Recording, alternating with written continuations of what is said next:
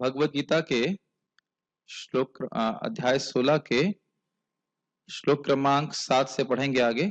मैं समझता हूँ आवाज तो आ रही होगी, जूम पे भी आ रही होगी ठीक से। कोई भक्त माइक पे बोलिए मेरे पीछे। प्रवृत्तिं च निवृत्तिं च निवृत्तिं च जनाना विदुरासुराः विदुरासुरा न शौचं नापि चाचारो शौचं नापि चाचारो न सत्यं तेषु विद्यते सत्यं तेषु विद्यते प्रवृत्तिं च निवृत्तिं च प्रवृत्तिं च निवृत्तिं च जनाना विदुरासुराः विदुरासुरा न शौचं नापि चाचारो शौचं नापि चाचारो न सत्यं तेषु विद्यते।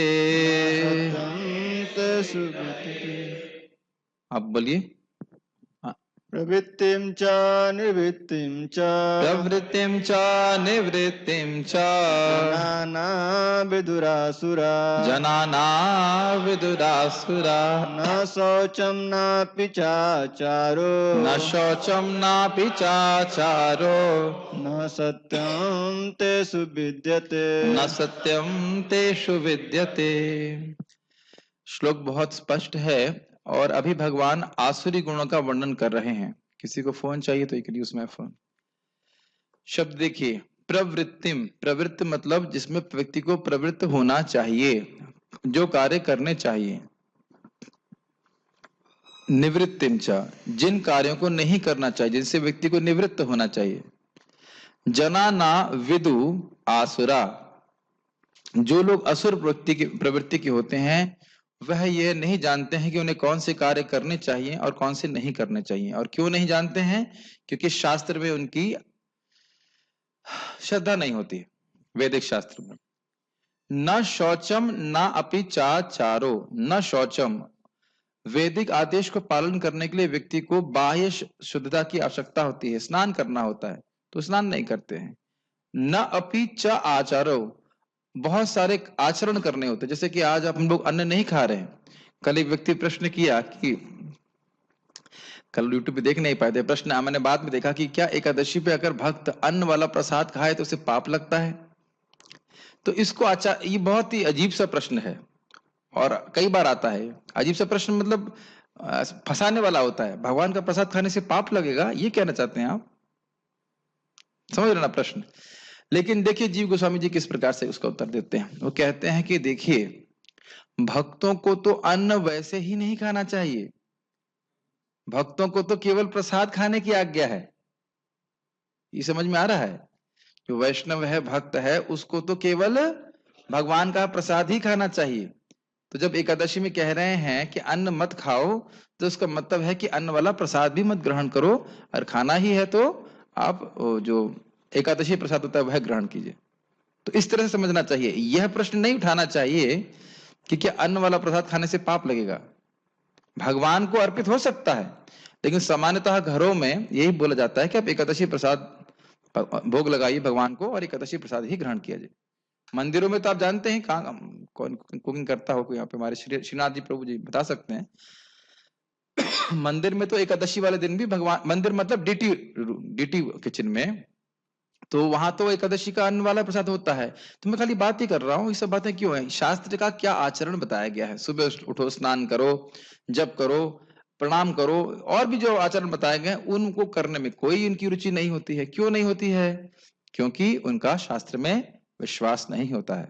समझ में आ रहा है? न सत्यम तेषु विद्यते, और वह सत्य को कभी नहीं बोलते, सत्य पे नहीं चलते। तो ये सब आसुरिक गुण हैं और इससे हमें दूर रहना चाहिए। ओके, श्लोक समझ में आ गया आपको? प्रवृत्तिम च निवृत्तिम च का अर्थ हुआ कि क्या करना चाहिए क्या नहीं करना चाहिए। जनाना विदुरासुर का अर्थ हुआ कि ऐसे असुरजन इस बात को नहीं जानते हैं। न शौचम न भी चाचारो, मतलब वैदिक आदेश का पालन करने के लिए ना तो उनमें साफ सफाई होती है और ना सही आचरण होता, शुद्ध आचरण होता है। और न सत्यम तेषु विद्यते, ना वो सत्य के पथ पे चलना चाहते हैं। जो आसुरी हैं वे यह नहीं जानते कि क्या करना चाहिए और क्या नहीं करना चाहिए। उनमें न तो पवित्रता, न उचित आचरण और न ही सत्य पाया जाता है। गीता भूषण टीका। 12 श्लोकों में भगवान आसुरी समूह का वर्णन कर रहे हैं। अब आप देखिए, दिव्य गुणों का वर्णन कितने से श्लोकों में किया? 3 श्लोक में। और आसुरी समूह का वर्णन क्यों कर रहे हैं 12 श्लोक में? क्योंकि इसको समझना बहुत जरूरी है। आसुरी प्रवृत्तियां बहुत पाई जाती हैं और उनसे व्यक्ति को दूर रहना चाहिए। और आप ये भी देखेंगे कि आसुरी प्रवृत्तियों में प्रवृत्त होने की प्रवृत्ति, आसुरी प्रवृत्तियों में प्रवृत्त होने की प्रवृत्ति अधिक पाई जाती है, स्पेशली कलयुग में। मानते हैं? आसुरी गुणों के प्रति लोग ज्यादा आकर्षित होते हैं, बड़ी आसानी से, सहजता से आकर्षित होते हैं। क्या हो, उसी में रहते ही हैं। तो इसलिए उनके प्रति हे बुद्धि, यानी कि खराब है, इसका निर्माण करना बहुत आवश्यक है। और कोई कहे कि भगवान निंदा नहीं कर रहे हैं, निंदा तो भगवान नहीं कर रहे हैं, लेकिन भगवान स्पष्ट नहीं बोल रहे हैं और मीठा मीठा ही बोलते हैं भगवान, ऐसा नहीं, मीठा बिल्कुल नहीं बोल रहे हैं। और भगवान बहुत कड़वा बोलने वाले हैं। कड़वा से मेरा मतलब है, इससे वो वचन भगवान के हैं, कड़वे तो नहीं है, अमृतमय वचन है, उसको सुन करके हमारे दृष्टि ठीक हो जाती है। लेकिन जो लोग आसुरी प्रवृत्ति के व्यक्ति है, उसको बहुत खराब लगेगा वो। ठीक है। आसुरी व्यक्ति ये नहीं जान पाते हैं कि धर्म क्या है जिसे किया जाना चाहिए और क्या अधर्म है जिसे नहीं किया जाना चाहिए। प्रभुपाद जी का जो व्याख्या है वो उसी पे बहुत फोकस करेंगे कि किस तरह से लोग अधर्म को ही धर्म मान रहे हैं और वो क्यों नहीं जान पाता है। क्या उत्तर है? आसुरी व्यक्ति धर्म और अधर्म को क्यों नहीं जान पाता? आशुतोष, क्यों नहीं जान पाता है?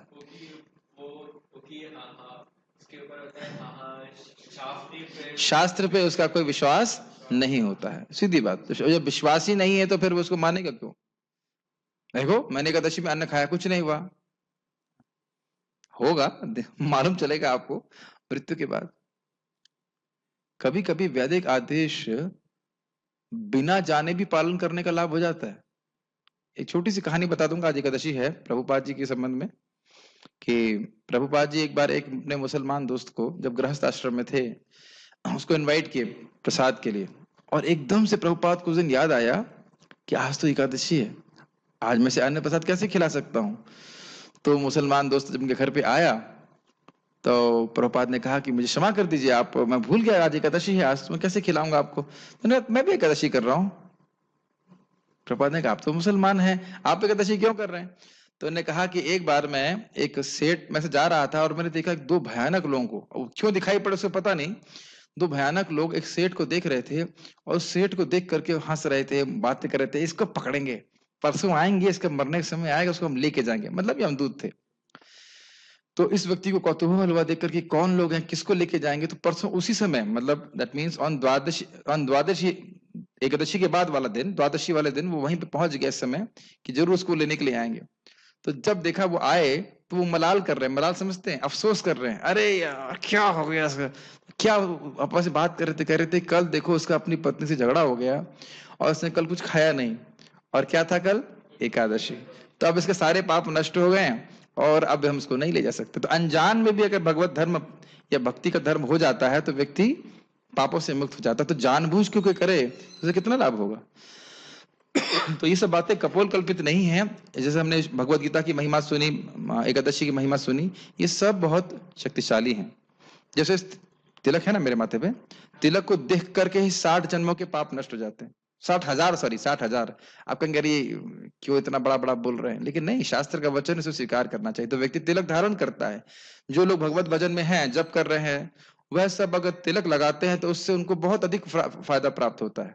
भगवान को प्रणाम करने वाला दोबारा जन्म नहीं लेता। तो ये सब सुन करके एक भक्त शास्त्र विश्वास करके क्या करता है, इस सारी चीजों को अपने जीवन में आचरण में लेके आता है। ये है श्रद्धा का लक्षण।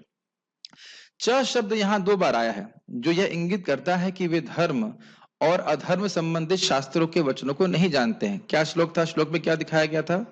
प्रवृत्तिम च निवृत्तिम च, यानी कि प्रवृत्ति में जो धर्म के उपदेश जीवों को प्रवृत्त कराने वाले हैं कि तुम ये करो, वह भी नहीं जानते, और जो धर्म के शब्द या वाक्य कहते हैं ये मत करो, यह भी नहीं जानते। जैसे कि एक भक्त ने मुझसे पूछा, अच्छा प्रश्न था कि प्रभु जी अवैध स्त्री संग, मांस खाना नहीं खाना और शराब नहीं पीना और जुआ नहीं खेलना, ये शास्त्र में कहाँ है? अच्छा प्रश्न था। तो आप जानते हैं कि भागवत में एकदम स्पष्ट लिखा है कि इन 4 जगहों पे कलयुग का निवास है। तो भक्त लोग इन 4 चीजों से बचते हैं, तो पता चल जाता है, भागवत से मालूम चल जाता है कि हमें क्या करना चाहिए और क्या नहीं करना चाहिए। ऐसा इसलिए है क्योंकि उनकी वेदों के प्रति कोई आस्था नहीं है, श्रद्धा नहीं है। वैदिक आदेशों का पालन करने के लिए उनकी कोई बाह्य और आंतरिक शुद्धता नहीं है। मान लो कि वो सोचे भी कि हम वैदिक आदेश पालन करेंगे, तो सुबह उठे कौन? जैसे मैंने एक व्यक्ति को बोला कि आप सुबह उठिए, और आपको पता है कि लोग की उम्र कम क्यों होती है? ये सच बात है, महाभारत में बताया गया है कलयुग में क्यों लोग की उम्र कम होती है। तो बहुत सारे कारण है। एक कारण ये है कि लोग सूर्य उदित होने के बाद उठते हैं। तो जो सूर्य उगने के बाद उठता है वो व्यक्ति की उम्र कम हो जाती है। तो ये सुनने के बाद भी वो उठे नहीं सुबह। समझ में आया? ऐसा नहीं है कि धर्म का उपदेश दे दिया जाएगा तो तुरंत पालन नहीं करने लग जाएंगे। समझ रहे हैं ना मेरी बात? आप अगर बोल दें किसी को, भाई देखो शराब पीने से नरक में जाकर के गर्म लोहा पिलाया जाता है, इसका मतलब ये नहीं कि अब कल शराब त्याग देगा। सुनने नहीं पता है कोई बात नहीं, सुनने की बात क्या है? कौन देखा है, किसने देखा है स्वर्ग नरक, सब यही है। इस प्रकार से वह उसको नजरअंदाज कहते हैं, डिसरिगार्ड करते हैं। लेकिन भगवान के यमदूत जो है वह उनको नजरअंदाज बिल्कुल नहीं करते, वो नजर में रहते हैं क्या कर रहे हो। ठीक है? तो ना तो उनकी बाह्य ना कोई आंतरिक शुद्धता है। बाह्य शुद्धता मतलब स्नान करना, साफ कपड़े पहनना। प्रभुपाद जी डांटते थे अपने कुछ उस समय जो नए शिष्य थे, कहते कि भारत में एक गरीब आदमी एक धोती कुर्ता रखेगा, वो गमछे में स्नान कर लेगा, फिर उसको सुखाएगा और फिर भी वह रोज धोती कुर्ता साफ पहनेगा। और तुम लोग इस तरह से कर रहे हो। फिर धीरे धीरे उनको भी सिखा दिया। सबको अपना शायद भूतकाल तो पता ही होगा, जब सेंट मार मार करके एक ही शर्ट जो है 7 दिन तक चलाते थे। तो यह सब ये विचार ठीक नहीं है, ये सब अशुद्धता है।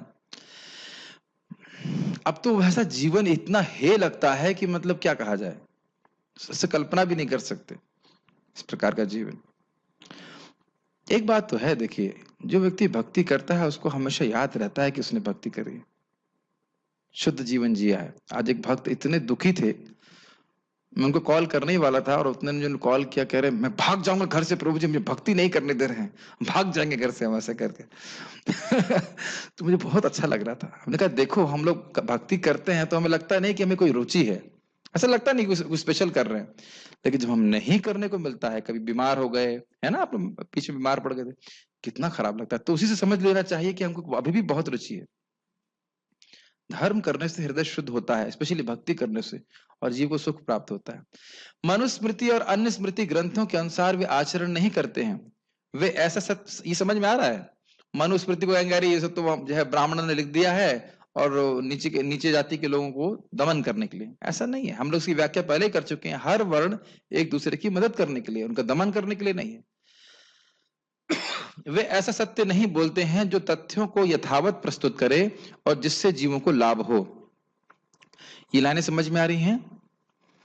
जैसे भगवान कह रहे हैं कि मत्तः परतरम नान्यत, मुझसे परे कुछ नहीं है। तब इसकी व्याख्या बहुत तरह से कर देंगे, लेकिन ये नहीं करेंगे कि कृष्ण भगवान है। मन मना भव मत भक्तो, मेरा स्मरण करो। नहीं, तुम्हें कृष्ण का स्मरण नहीं करना है, कृष्ण के अंदर जो ब्रह्म है उसका स्मरण करना है। सारे धर्मों को छोड़ के मेरी शरण में जाओ। कृष्ण की शरण में नहीं जाना है, उसके अंदर जो कुछ ब्रह्म है उसके अंदर उसकी शरण में जाना है। तो क्या ये सब भगवान कृष्ण बोल रहे हैं ना? तो इस प्रकार के राक्षसी आसुरी विचार वाले लोग भगवान कृष्ण की बात को तरोड़ मरोड़ करके प्रस्तुत करते हैं, और इसी कारण से एक भी व्यक्ति भक्त नहीं बना। प्रभुपाद जी की भगवत गीता के से पहले भगवत गीता के बहुत सारे संस्करण थे, और प्रभुपाद जी इसको लिखते हैं इंट्रोडक्शन में, लेकिन एक भी व्यक्ति भक्त नहीं बना। उसको समझ नहीं आया कि कृष्ण भगवान है, जबकि हर पन्ने में मैं प्रैक्टिकली आप कह सकते हैं प्रभुपाद जी यही बोल रहे हैं, कृष्ण भगवान है, कृष्ण भगवान है, कृष्ण भगवान है कि नहीं? तो ये दिखाता है कि अगर इस तरह से तरोड़ मरोड़ कर कुछ व्यक्ति करता है, उसका खुद का उद्देश्य होता है, और उसको विश्वास स्वयं नहीं होता है कि कृष्ण भगवान है जिन्होंने ये गीता बोली है।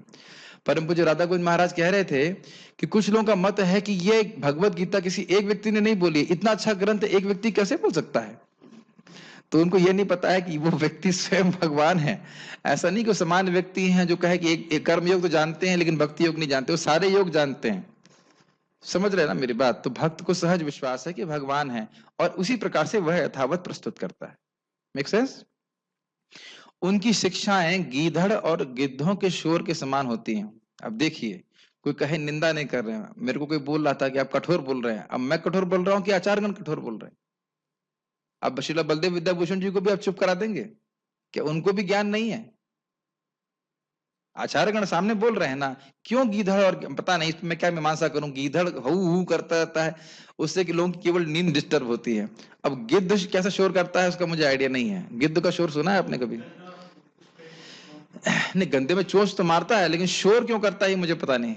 गिद्ध शोर कैसे करता है हमने सुना, लेकिन आपने सियार गीधड़ का तो सुना ही होगा, करे से बोलता है। उससे से किसी को कोई ज्ञान नहीं प्राप्त होता, किसी को सुख नहीं मिलता। तो इसलिए कह रहा है कि इनकी शिक्षाओं से किसी को कोई फायदा नहीं होता। ऐसे प्रवचनों को सुन करके व्यक्ति के हृदय में कोई आत्मबोध नहीं होता। और भक्त लोग जब पूर्ववर्ती आचार्यों की बात को बोलते हैं तो उसका प्रभाव होता है, इसीलिए लोग डरते हैं। इस्कॉन के भक्तों से इसीलिए लोग डरते हैं कि ये ग्रंथ पढ़ लेगा, ये शिक्षा मिल जाएगी तो इस व्यक्ति को ज्ञान हो जाएगा, यानी कि वाकई ज्ञान हो रहा है। मेरी बात समझ में आ रही है? इससे पहले कि मैं आगे जाऊं, इस संबंध में कुछ कहना चाहता हूं। देखिए, शास्त्र के दो प्रकार के अर्थ होते हैं। किसी को याद है शब्द संस्कृत के? एक अर्थ है अभिधा वृत्ति और दूसरे अर्थ है गौण वृत्ति। कौन सी वृत्ति? अभिधा और गौण। तो जब शास्त्र का वचन एकदम स्पष्ट है तो उसमें हम जिसे कहते हैं डायरेक्ट मीनिंग, अभिधा वृत्ति, तो उसको वैसे ही ग्रहण करना चाहिए। लेकिन यदि उसका अर्थ जो सीधा अर्थ है वो ठीक नहीं बैठ रहा, तब गौण अर्थ लिया जाता है। जैसे कहा जा रहा है, भगवान कह रहे हैं कि अहम सर्वस्व प्रभवो, मैं सभी का स्रोत हूं। ये स्पष्ट है वचन कि नहीं? इसमें हम गौण अर्थ क्यों लेंगे? लेकिन मान लीजिए मैं कहता हूं कि स्वामी जी का आश्रम गंगा जी में है, इसका क्या मतलब है? इसका मतलब है कि गंगा जी के तट पे है, गंगा के अंदर आश्रम नहीं होता है। समझ रहे ना मेरी बात? वो व्यक्ति तो शेर है, अरे वो तो बब्बर शेर है। अब इंसान बब्बर शेर है का क्या मतलब हुआ? मतलब वो उसकी तरह वह पराक्रमी है, लेकिन इसका अर्थ नहीं है कि वो बब्बर शेर ही है। तो वहां पे आप डायरेक्ट मीनिंग लेंगे क्या? मान लीजिए कोई एग्जाम्पल लें, यज्ञ दत्त बब्बर शेर है, तो क्या इसका आप सीधा अर्थ लेंगे? इसका अर्थ आप गौण लेंगे, क्योंकि इसका जो डायरेक्ट मीनिंग है वो क्लियर नहीं है। लेकिन जब ये बोला जा रहा है कि यज्ञ दत्त एक बहुत अच्छा इंसान है, तो सीधा अर्थ लेंगे। तो जब कृष्ण बोल रहे हैं कि मैं भगवान हूं, तो उसमें घुमाने फिराने की बात क्या है कि कृष्ण के अंदर एक ब्रह्म है, ये है, वो है। तो हम इस बात क्यों बोल रहे थे? जब शास्त्रों का ज्ञान, भगवत गीता भागवत का ज्ञान अभिधा वृत्ति से सीधे दी जाता है, जैसा वो है यथावत दी जाता है, तो जीवों के लिए परम कल्याणमय है। ये समझ में आ रही है? अभिधा वृत्ति याद हुआ शब्द? अभिधा, अभिधा बोलिए, अभिधा, अभिधा, अभिधा और गौण। तो अभिधा वृत्ति के अनुसार अगर शास्त्र का अर्थ यथावत दिया जाता है, जैसे एक ही नाम से अनंत जन्मों के पाप नष्ट हो जाते हैं, इसमें कुछ और समझाना है नहीं। एकदम भागवत का जो ये श्लोक है यथावत है, इसमें कोई अगर अर्थवाद करे नहीं इसका अर्थ ये है, उसका अर्थ वह है, यह कुछ भी अर्थ नहीं है। सीधा एक ही नाम से अनंत जन्म के पाप नष्ट हो जाते, सीधी सीधी बात। वो अलग बात है कि नाम अपना प्रभाव तुरंत नहीं दिखाता है, लेकिन वो नष्ट कर देता है, उसमें हमें कोई स्पेकुलेशन करने की जरूरत नहीं। तो इस प्रकार के लोग जो है इसमें कहेंगे कि नहीं, ये तो लोगों को करवाने के लिए बोल दिया, इतना फायदा होता थोड़ा नहीं है। ये सब बातें करने से लोग भ्रमित होते हैं और उनकी श्रद्धा शास्त्र पे नहीं रहती है। समझ रहे हैं मेरी बात? ये केवल ब्राह्मण लिख दिए ऐसा है वैसा है, तो ये सब जो है गीधड़ की तरह है, गीधड़ों के शोर की तरह है और गिद्धों के शोर की तरह। ठीक है, अब मुझे समझ में आ रहा है प्रभु जी क्यों कह रहे हैं। अब समझ में आया। देखिए, अभी तक मुझे समझ में नहीं आया। देखिए, गिद्ध कहाँ इकट्ठे होते हैं? जहां गंदा मांस पड़ा रहता है। जब एक गिद्ध आ जाता है तो फिर वो दूसरे गिद्धों को बुलाता है, अरे भाई बहुत अच्छा मांस है, इधर आओ, बहुत अच्छी खाद्य पदार्थ। ऐसे आसुरी लोग वैदिक शास्त्रों की चर्चा नहीं करेंगे, लेकिन जो अखबार है, ये जो फालतू चीजें हैं, उसको जब सामने ले लेंगे तो जोर जोर से चर्चा करेंगे। या और कोई कामुक विषय है तो उनकी चर्चा जोर से करेंगे। यहां तक कि, खैर व्यक्तिगत रूप से नहीं बोलूंगा, यहां तक कि आप किसी व्यक्ति को देखेंगे, उनको बहुत जोर जोर से बात कर रहे हैं, प्रचल्प कर रहे हैं, और उनको बोलो हरे कृष्णा करने के लिए तो बहुत धीरे से करेंगे या नहीं करेंगे। बोलेंगे नहीं। आप ट्रेन में जाइए, उनको बोलो हरे कृष्ण करो, ठीक है ठीक है ठीक है करेंगे, लेकिन हरे कृष्ण नहीं बोलेंगे। और अन्यथा जो बातें हैं बहुत जोर जोर से बोलते हैं। तात्पर्य प्रभुपाद जी का, प्रभुपाद जी का तात्पर्य बड़ा बोल्ड है और मुझे चर्चा करने में थोड़ा सा भय भी हो रहा है, कहीं कोई मुझसे गुस्सा ना हो जाए, लेकिन हम प्रयास करेंगे। प्रत्येक सभ्य मानव समाज में कुछ आचार संहिताएं होती हैं जिनका प्रारंभ से पालन करना होता है। ये बहुत इंपॉर्टेंट बात है। नियम जानवरों के लिए नहीं होते हैं, नियम इंसानों के लिए होते हैं।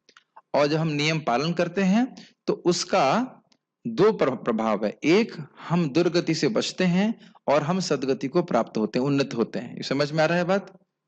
तो इसीलिए बोल रहे हैं कि इंसानों के लिए ही नियम होते हैं, धर्म का आचरण इंसान ही कर सकता है। विशेषतया आर्यगण जो वैदिक सभ्यता को मानते हैं और अत्यंत सभ्य माने जाते हैं, इनका पालन करते हैं, जैसे कि मनु संहिता इत्यादि। किंतु जो शास्त्रीय आदेशों को नहीं मानते वे असुर समझे जाते हैं। इसलिए यहाँ कहा गया है कि असुर गण ना तो शास्त्रीय नियमों को जानते हैं, न उनमें इनके पालन करने की प्रवृत्ति पाई जाती है। तो स्पष्ट है, उनमें से अधिकांश इन नियमों को नहीं जानते और जो थोड़े से लोग जानते भी हैं उनमें उनके इनके पालन करने की प्रवृत्ति नहीं होती। इसका उदाहरण मैंने आपको भी दिया था ना, सुबह उठना चाहिए, बहुत लोग तो जानते ही नहीं है, और अगर कदाचित जान भी लें तो अब उठने की क्षमता नहीं है। इसीलिए लोगों को जो मुझे याद है, जब मैंने पहली बार इस्कॉन मंदिर के बोर्ड के ऊपर लिखा देखा 4:30 बजे मंगल आरती, मैं ऐसे आंखों से खोल, मुझे विश्वास ही नहीं हुआ कि 4:30 बजे मंगल आरती की जा सकती है। इसका मतलब 3:45 बजे उठते होंगे। हम तो अपने दादाजी को देखते थे 4 बजे, तो लगते थे हाँ कितने बड़े संत हैं, 4 बजे उठते हैं बस। और यहाँ पे सबसे लेट है 4 बजे। तो मुझे तो अपने जीवन में बड़ा आश्चर्य हुआ था, और मुझे पहली मंगल आरती जाने के लिए पूरी रात जगना पड़ा था। पूरी रात जगे, क्योंकि 2 बजे तक सोने की आदत थी उस समय, और पूरी रात जगे, हमने 2 बजे तक नींद ही नहीं आई थी। हमने कहा अब क्या सोएंगे, पूरा जगा, फिर मंगल आरती किया और भक्तों के संग 16 माला किया। उसके बाद बोल्ड हो गए, उसके बाद आ गया गेस्ट हाउस में, सोता रहा 12 बजे तक। और फिर प्रभु जी क्या हो गया, बीमार हो गया? हमने कहा नहीं प्रभु जी, कुछ थक गया था ऐसे करके। ये स्थिति थी। अब तो खैर आसानी से उठ जाते हैं। मुझे याद है कि मैं जीवन में कभी भक्तों के संग में आने से पहले 4 बजे कभी नहीं उठा, मुझे याद नहीं है। मैक्सिमम 5 बजे उठाऊंगा कभी। तो किसी ने बताया ही नहीं, किसी ने बताया ही नहीं कि उठना क्यों चाहिए, कोई कारण ही नहीं सुबह उठने का। हाँ हाँ, हाँ प्रभु जी कह रहे हैं दौड़ने के लिए उनको लगाते, ऐसा कभी कहा ही नहीं जाता था इस तरीके से। उन्हें ना तो वैदिक आदेशों में कोई श्रद्धा होती है, न ही वे उसके अनुसार कार्य करने के इच्छुक होते हैं। कोई सूक्ष्म तत्व को समझना ही नहीं उनको, बस केवल भोग ही जीवन है। असुरगण न तो बाहर से न भीतर से स्वच्छ रहते हैं। मनुष्य को चाहिए, अब प्रभुपाद जी खोल खोल के बता रहे हैं इसका मतलब क्या है। मनुष्य को चाहिए कि स्नान करके, दंत मंजन करके, बाल बना करके, वस्त्र बदलकर शरीर को स्वच्छ रखे। इतना बताना पड़ रहा है। ये देख रहे हैं प्रभुपाद जी का तात्पर्य, यहां तक ये बताना पड़ रहा है गीता में कि लोगों को दांत मंजन करना चाहिए, स्नान करना चाहिए। ये स्थिति है कलयुग की। अब आचार्यगण क्यों नहीं बताया, क्योंकि इतना तो अंडरस्टूड था कि स्नान करना है उस जमाने में। तो ये प्रभुपाद जी की कृपा है। जहां तक आंतरिक स्वच्छता की बात है, मनुष्य को चाहिए कि वह सदैव ईश्वर के पवित्र नामों का स्मरण करे और हरे कृष्ण महामंत्र का कीर्तन करे। तो आप जानते हैं कि हरे कृष्ण मंत्र के प्रभाव से हृदय की सारी गंदगी साफ हो जाती है। तो एक इंटरेस्टिंग है एक्चुअली, जब व्यक्ति हरे कृष्ण मंत्र जप करता है तो उसकी बाह्य शुद्धि भी होने लग जाती है। उसको अपने आप ही साफ सुथरा रहना अच्छा लगता है। अगर वो ठीक से भक्ति कर रहा है तो उसका हृदय में सतगुण बढ़ेगा और उसको गंदा रहना बिल्कुल अच्छा नहीं लगेगा। मैं कोई कटाक्ष नहीं कर रहा हूं आप में से कोई गंदा रहता हो तो, लेकिन अगर जब कर रहे हैं, भक्ति कर रहे हैं, तो सतगुण बढ़ना चाहिए और स्वयं ही गंदा रहना अच्छा नहीं लगेगा। हो सकता हो कि व्यक्ति भी इस समय तमोगुण में हो, रजोगुण में हो, तो उसको गंदा रहना अच्छा लगे। जैसे बहुत दिन से मैं अपने रूम को नेग्लेक्ट कर रहा था, और हमारे करुणामृत प्रभु मेरे शिक्षा गुरु हैं, उनके बात मुझे याद आ रही थी। जब भी मैं ऊपर जाला दिखता तो मुझे प्रभु जी की बात याद आती कि ये जाला नहीं है, तुम्हारा अनर्थ है, जो उनके गुरु महाराज ने बोला था। तो मेरे दिमाग घूम रहा था। आपने कहा आज तो सफाई करके ही मानेंगे। मैं बहुत एक्सपर्ट नहीं हूं, लेकिन जितना भी कर सका मैं किया। और अब वाकई आप अपने आप को बहुत अच्छा महसूस करेंगे। जब अपने रूम के आसपास सब सफाई रखते हैं तो आपका मन भी बहुत प्रसन्न रहेगा। ऐसा नहीं कि उसका आपके भजन से कोई संबंध नहीं है। और नहीं तो एक हफ्ता पूरा गंदा रह के देख लीजिए और एक हफ्ता पूरा साफ रख के देख लीजिए। जैसे कि G6 में आप लोग रह ही रहे हैं, साफ सुथरा रह रहे हैं ना? कटाक्ष काफी साफ रह रहे होंगे ना G6 में आप लोग? हाँ ठीक। हमारे हिसाब से तुम साफ ही रह रहे हैं प्रभु जी। तो ये व्यक्ति है, और ये चीज बहुत इंपॉर्टेंट है। ऐसा नहीं कि हरे कृष्ण मंत्र कर रहे हैं तो हमें गंदे रहने का लाइसेंस मिल जाता है, गंदे कपड़े, गंदा सब कुछ, इस प्रकार से नहीं। प्रभुपाद जी बहुत साफ रहते थे, सब कुछ साफ सुथरा रहना चाहिए। Cleanliness is godliness, Prabhupada ji कहते थे। साफ सुथरा रहना ये भक्त का लक्षण है।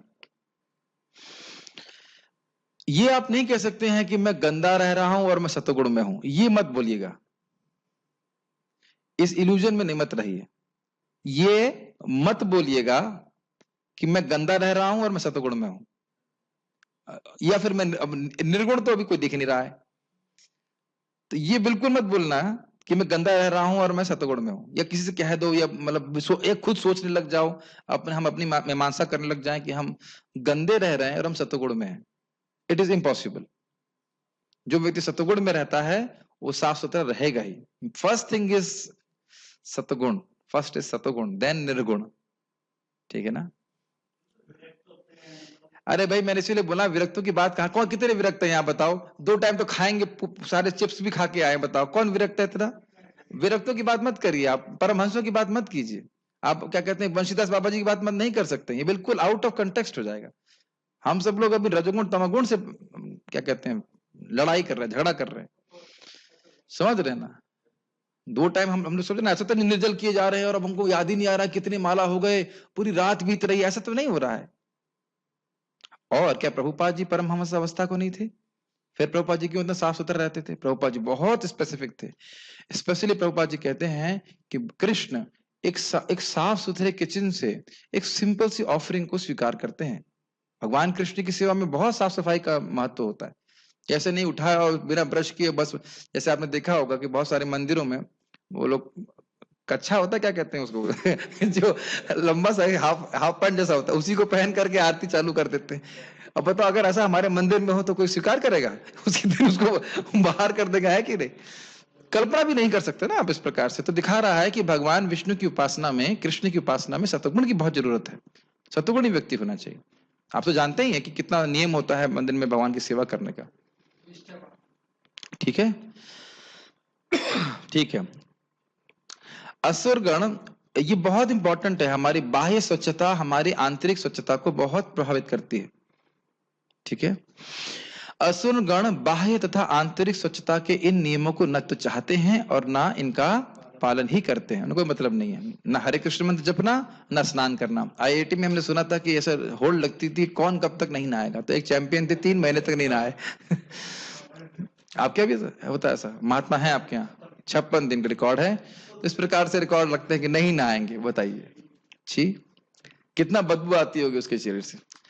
खैर अब इस पे क्या बोले, लेकिन बढ़ते आगे। जहां तक आचरण की बात है, मानव आचरण का मार्गदर्शन करने वाले अनेक विधि विधान हैं, जैसे मनु संहिता जो मानव जाति का अधिनियम है। कोई कहता है कि भाई प्याज लहसुन क्यों नहीं खाना चाहिए, मनु संहिता में लिखा है। तो मैंने साक्षात पढ़ा था, एकदम स्पष्ट।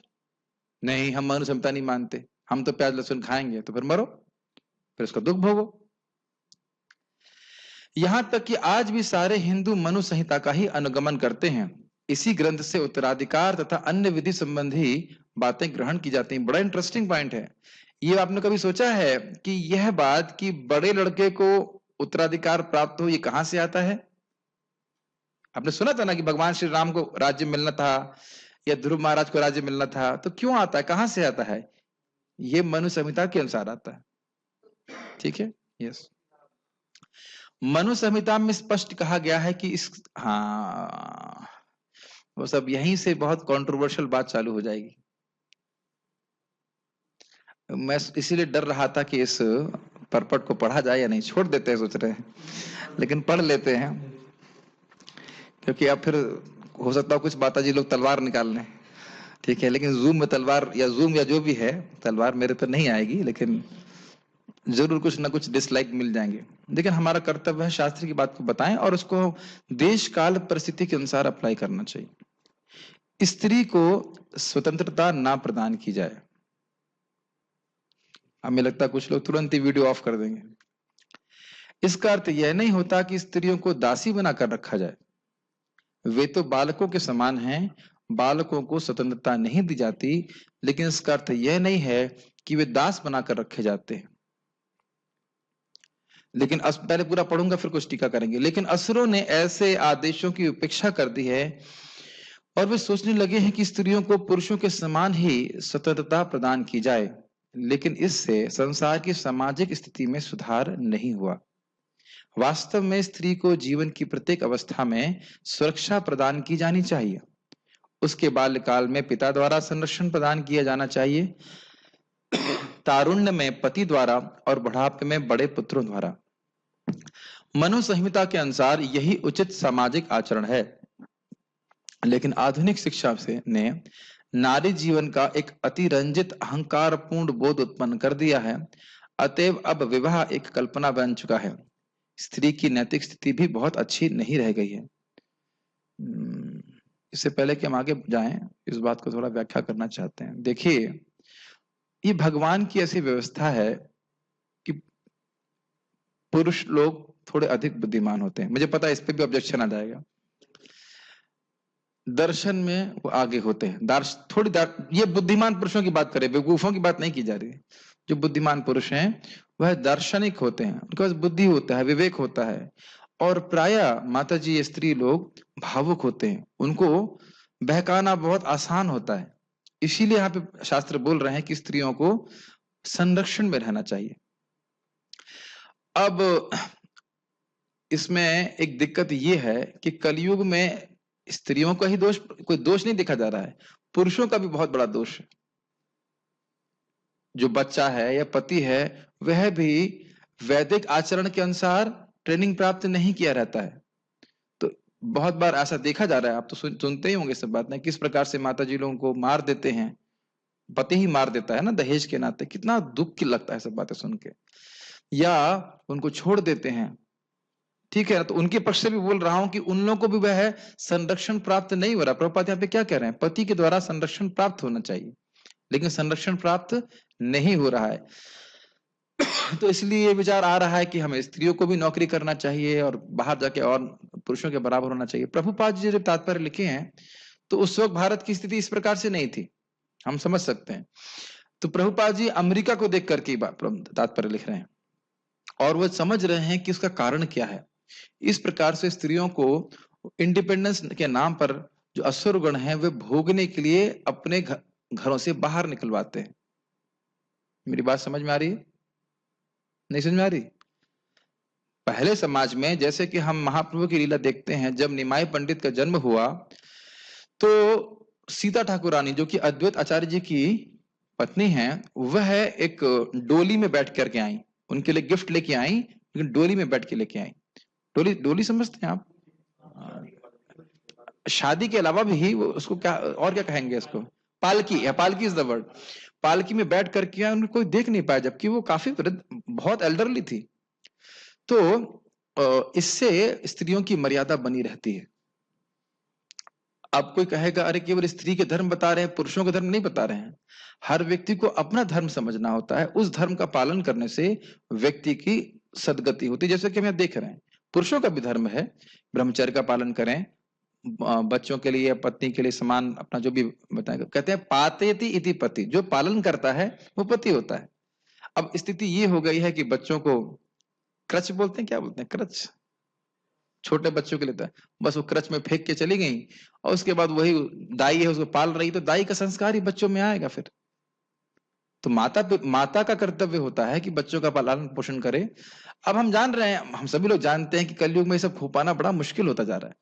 सभी लोग बाहर नौकरी करते रहना चाहते हैं और बच्चों को माता का प्रेम प्राप्त भी नहीं हो पाता है। तो ये सब बातें विचारणीय हैं, इस पे कोई बहस की बात नहीं है। और एक सबसे बड़ा अस्त्र जो माता जी का होता है, वह उस अस्त्र को उनसे छीन लिया जा रहा है। क्या अस्त्र है? अस्त्र है सेवा और समर्पण। भले ही उनकी बहुत दार्शनिक बुद्धि नहीं होती, लेकिन सेवा और समर्पण जो भक्ति में सबसे महत्वपूर्ण है, वह स्त्रियों में सहज रूप से होता है। मुझको कोई बोलते कि जीवन भर 2 टाइम खाना बनाओ, मेरे से तो नहीं हो सकता, है कि नहीं? मैं 1 टाइम भी नहीं बना सकता। लेकिन माताजी लोग पूरा जीवन बनाते हैं, इज़न्ट इट? बुखार होता है तो भी बच्चों के लिए बनाते हैं। परम पूज्य वृंदावन चंद महाराज बता रहे थे, उनसे ही सुना ये बात। वो कह रहे थे कि महाराज श्री ने, राधावन महाराज जी ने को बोला कि तुमको मंदिर जाना है, तो वो टाल रहे थे। वो मतलब केशवगंज में रह रहे थे और मंदिर में जाने के लिए बोला, नहीं तुमको मंदिर में ही रहना है, जबकि इस रोड से क्रॉस करके मंदिर में आना है बस। महाराज कहते हम टाल रहे थे, फिर महाराज ने बोले आज ही तुमको जाना है, जाओ। तो वो आ गए, तो कह रहे थे हमको तो बहुत बंधन लग रहा था। तब हमने सोचा, महाराज ने सोचा कि स्त्रियों का कितना समर्पण होता है एटलीस्ट वैदिक सेंस में, कि शादी हो गई तो बिल्कुल नई जगह जा रही हैं, नए रिश्तेदार हैं, लेकिन समर्पित होकर के पति की वह सेवा करते हैं। ये गुण है, इज़न्ट इट? हम लोग को आपको बांध दिया जाएंगे, आप बताइए, शादी हो गई है, पत्नी के घर रहो और सास ससुर के संग रहो, नहीं रह सकता लड़का, पागल हो जाएगा। वैसे कलयुग में हो सकता है आगे होने लग जाए, लेकिन हो सकता है ऐसा हो जाए। अभी अगर कोई कहा जाए तो पुरुष सहन नहीं कर सकता है, लेकिन माता जी लोग कर लेते हैं। उसको हटा दिया जा रहा है। बाहर जाओ, तुम्हें क्या जरूरत है, तुम क्यों अपने पति की सुनने की तुम्हें क्या जरूरत है? यहां तक कि माताएं बताती रहती हैं। और उससे होता क्या है? संबंध विच्छेद, डाइवोर्स। तो ये सब आप देख रहे हैं कि एक सामाजिक अव्यवस्था है। आप लोग को ऐसा नहीं लग रहा है, नहीं समझ में आ रहा वो क्या होता है, लेकिन मान लीजिए, सोचिए कि हमारे माता पिता का डाइवोर्स हो गया था, तो हमें कैसा लगता है? और भी बचपन में।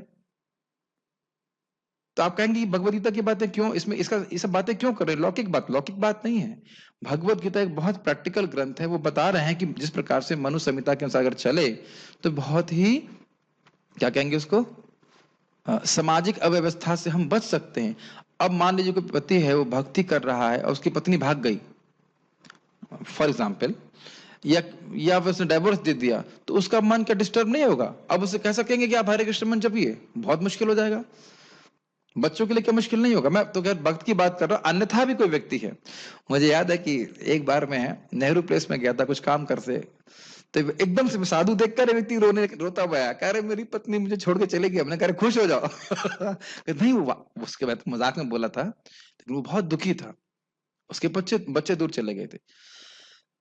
तो जब इस प्रकार से व्यक्ति परेशान होगा तो कैसे भक्ति कर पाएगा ठीक से, या और धर्म का पालन कैसे कर पाएगा? मेरी बातें आप समझ पा रहे हैं?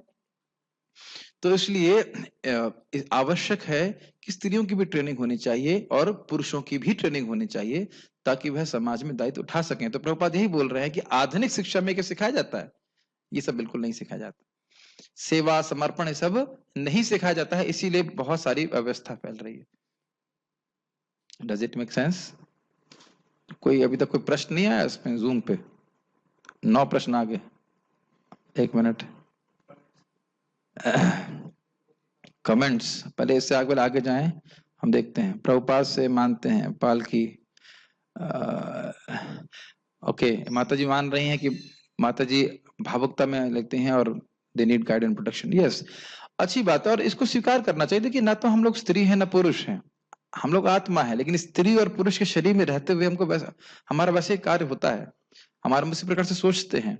तो व्यक्ति को सोच समझकर गाइडेंस लेके कार्य करना चाहिए, और पति को भी गाइडेंस लेनी चाहिए। पति को भी ब्राह्मण भक्तों से, वैष्णवों से गाइडेंस लेके करना चाहिए। ठीक है? ये नहीं बोला जा रहा है कि पति दारू पिए और स्त्री उसकी दासी बने। ये प्रभुपाद जी किसी तात्पर्य में नहीं बोल रहे हैं। ये बात समझ में आ रही है? Whenever you want to make a person follow the rule, you have to give them the facility. आपको सुविधा देनी पड़ेगी। प्रभुपाद जी बड़ा स्पष्ट बोलते हैं, women should follow the husband who is not fallen. पत्नी को उस पति की सेवा करनी चाहिए, उसके पीछे रहना चाहिए जो पतित ना हो। अब वो कहे कि दारू लेके आओ मेरे लिए, तो यह पति के कर्तव्य नहीं है कि वह दारू पिलाए या सब करे, ऐसे कुछ, ऐसा बात नहीं है। तो शादी करने से पहले देख लेना चाहिए, भागना नहीं चाहिए। समझ रहे? भागना, भाग के शादी करना सब उचित नहीं है। देख करके शादी कर लेना चाहिए कि जहां पे कोई मांस मुर्गा ना खाता हो, शराब नहीं पीता हो, इस प्रकार से। क्या और सीधे व्याख्या नहीं करेंगे, बहुत हो गया, ठीक है ना? ठीक है। लेकिन प्रभुपाद जी एक बात और कहते थे, स्पेशली ब्राजील में और अमेरिका में भी,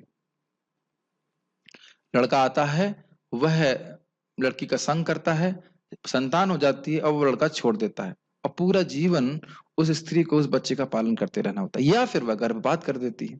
दोनों ही स्थिति में इसके लिए कठिनाई है कि नहीं? तो वहां पे तो स्पेशली देखा जा रहा है कि इस प्रकार से वह नहीं दाम्पत्य जीवन नहीं स्वीकार करते। और अब दूसरा भी चालू हो गया है, वहां पे स्त्रियां भी कहती हैं बस हम 3 साल रहते हैं साथ में, विदेश में स्पेशली हम केवल 3 साल रहते हैं, उसके बाद फिर वी वांट अ चेंज, इस प्रकार से। तो बड़ा स्थिति खराब हो गई। कलयुग में कुछ भी सही नहीं है, अगर सही कुछ है तो क्या है? भगवान का नाम। हरे कृष्णा कृष्णा कृष्णा हरे हरे, हरे राम राम राम हरे हरे। सारे झगड़े सॉल्व इससे। चलिए, अतएव असुर गण कोई ऐसा उपदेश ग्रहण नहीं करते जो समाज के लिए अच्छा हो, क्योंकि वे महर्षियों के अनुभवों तथा उनके द्वारा निर्धारित विधि विधानों का पालन नहीं करते। अतएव आश्रय लोगों की सामाजिक स्थिति अत्यंत शोचनीय है।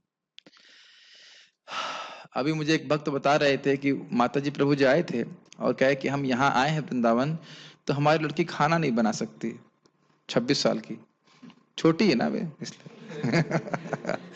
तो मैंने कहा गलती किसकी है? आप ही ने खाली पढ़ाई कराते रहे, कुछ तो खाना बनवाते उससे।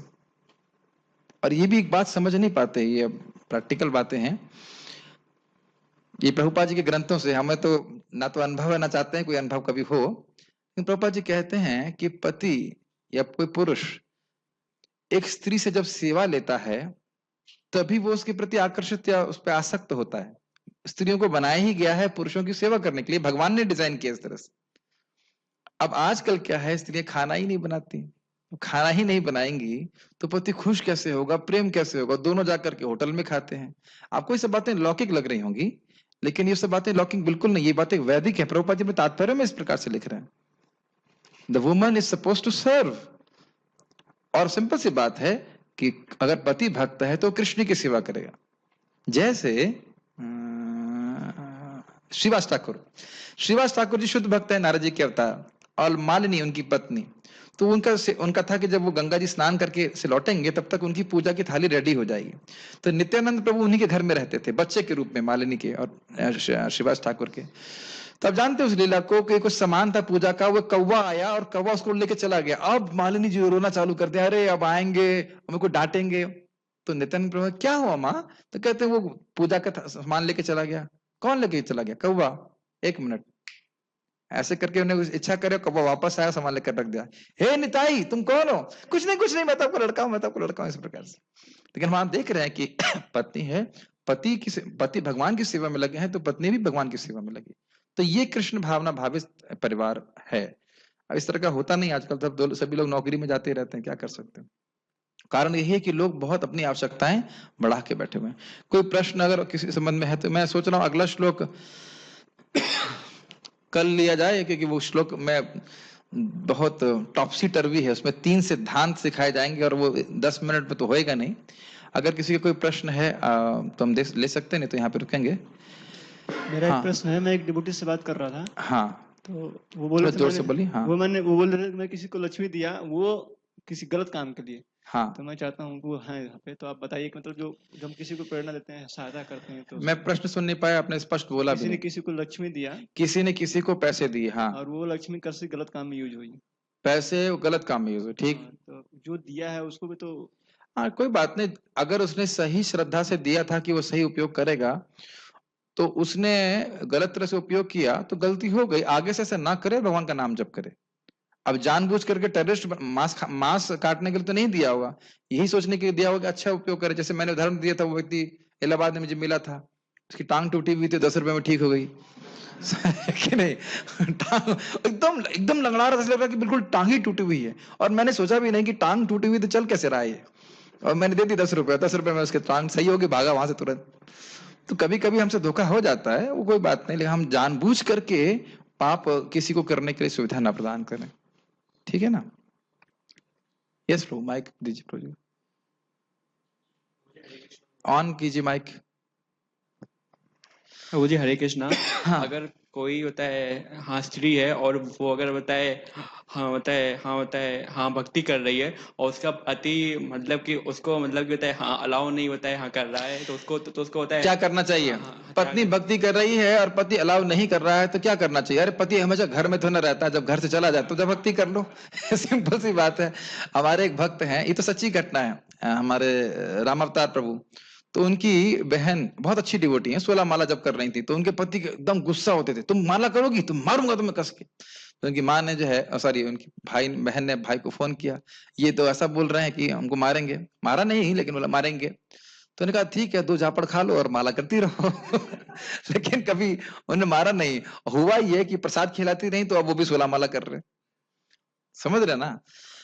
तो प्रसाद खिलाते रहे, भक्ति तो इतना तो कर्तव्य है ना पत्नी का, प्रसाद खिलाती रहेंगे तो भक्त बन जाएगा, उसमें क्या है।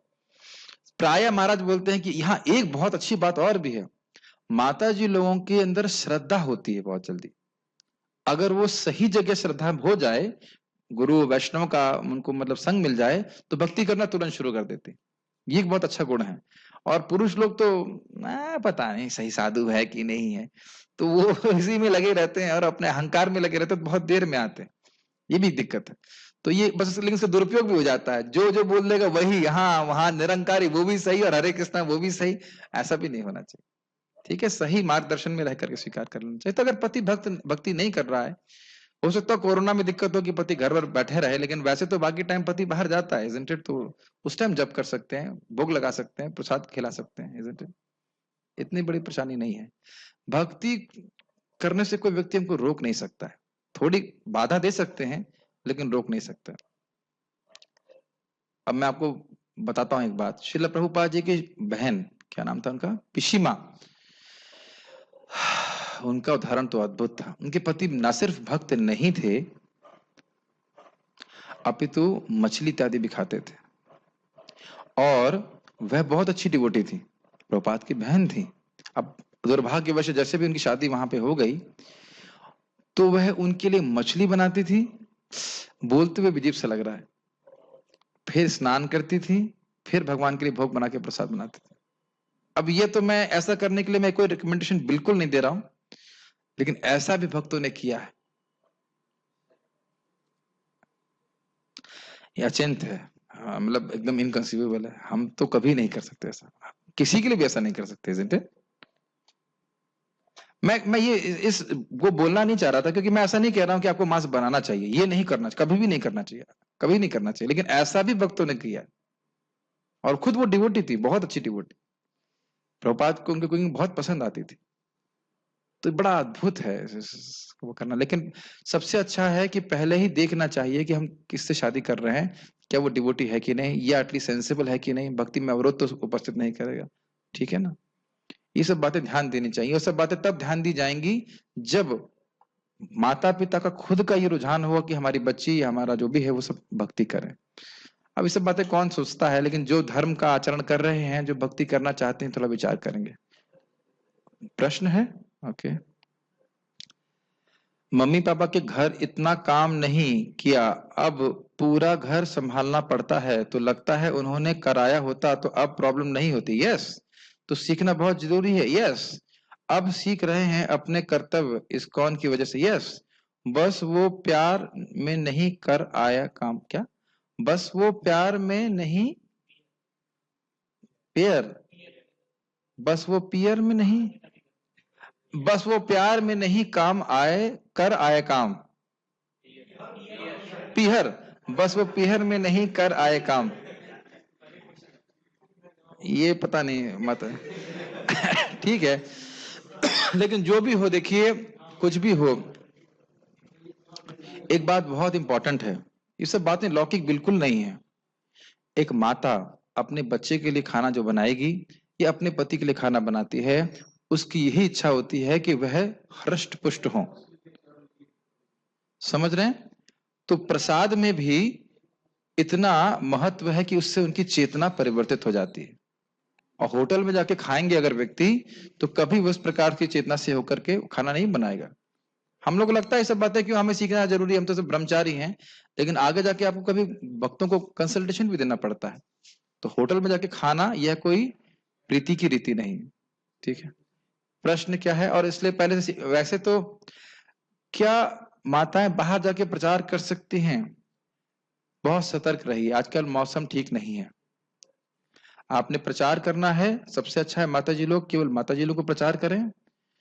और क्योंकि जिसको आप प्रचार कर रही हैं वो जरूरी नहीं कि आपको वो गुरु के रूप में देख रहा हो, स्पष्ट बोल रहा हूं। तो इसलिए बेहतर है कि ऐसा डेंजर न लें जो कि भारी पड़ जाए हमारे व्यक्ति पे। माताजी लोग को प्रचार करें, बच्चों को प्रचार करें, ठीक है, लेकिन वह सतर्क रहें कि इस तरह से हम ना करें जो से हमारे जीवन में, सामाजिक जीवन में अव्यवस्था हो, दिक्कत आए। देखिए, भगवान के भक्त भगवान पे आश्रित होते हैं लेकिन मूर्ख नहीं होते। They are fearless but not foolish. अगर कोई भक्त है, अभी मैं उसको उल्टा बोलूं, कोई ब्रह्मचारी रेड लाइट एरिया में प्रीचिंग करने जाना चाहिए? बिल्कुल नहीं जाना चाहिए। पता लगा वो उसी को पकड़ लिया गया फिर वहां पे। आप उसको उल्टे में देखिए। तो हर व्यक्ति का एक जोन है, एक लिमिटेशन है, उसको समझ करके व्यक्ति को प्रचार करना चाहिए। जैसे अंगद जी, आप जानते हैं भगवान श्री राम की लीला में, जहां तक मैं समझ रहा हूं, अंगद जी खुद ही आगे बढ़ गए थे युद्ध करने के लिए। तो उनको डांटा गया, अरे तुमको पकड़ लेते तो क्या होता तो तुम इतना उत्साही क्यों थे? अपनी योग्यता को देख करके व्यक्ति को प्रचार करना चाहिए। ठीक है, योग्यता से मेरा मतलब है कि मैं कहीं खतरे में ना पड़ जाऊं। तो बेस्ट है कि माताजी लोग को प्रचार करें, अच्छा कर भी लेती हैं माताजी लोग प्रचार, और ऐसे स्थान पे ना जाएं जिससे उनको दिक्कत हो। शायद तो आपके प्रश्न का उत्तर हो जाता है। ठीक है, तो हम यहाँ रुकेंगे। कल हम लोग आज सीखा क्या? ये सब बातें क्यों चर्चा हो रही थी? जो आसुरी लोग हैं उनको पता नहीं है कि प्रवृत्ति क्या होती है, निवृत्ति क्या होती है, क्योंकि वो शास्त्र पे विश्वास नहीं रखते। हम यहाँ रुकते हैं। जो लोग जूम पे हैं उनके लिए इंफॉर्मेशन ये है कि पासवर्ड हो गया है, जूम की तरफ से पासवर्ड कंपलसरी हो गया है। तो कृपया आप लोग 000, लिंक वही रहेगा, 4 बार 000 000, उसको आप उसमें डायल करेंगे और फिर आप लोग मीटिंग में ज्वाइन कर सकते हैं, चाहे जब के लिए या क्लास के लिए। हरे कृष्णा, सुबह मिलते हैं। बहुत बहुत धन्यवाद।